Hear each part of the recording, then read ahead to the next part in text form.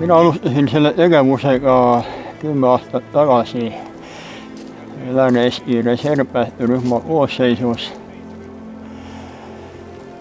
Ja miks inimesed alustavad sellise tegevusega, et seal on tavaliselt mingi isiklikud põhjused, kas sa oled ise sattunud hätta või on mõne lähedasega juhtunud midagi.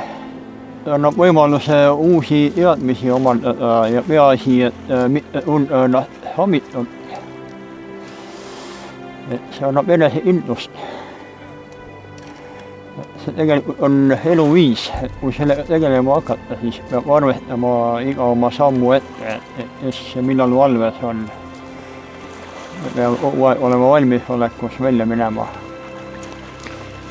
Et näiteks laupäeva õhtused saunaõlled on nagu tabuteema, et tavaliselt nädalavahetustel juhtubki või rohkem jamasid inimestega, et meie peame olema valmis eriti nädalavahetustel välja minema.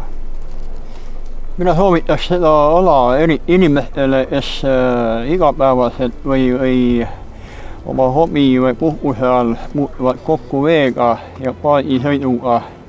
See annab valmisolekut erinevates olukordades toime tulla.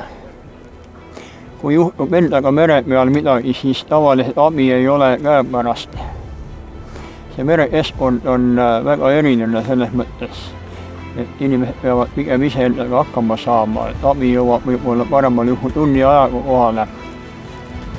Üks tõsine argument, mis hoiab mind selle pääste teema juures, et siia meie seltskonda kuuluvad väga asjalikud inimesed, siin luuserid eriti kaua vastu ei pea.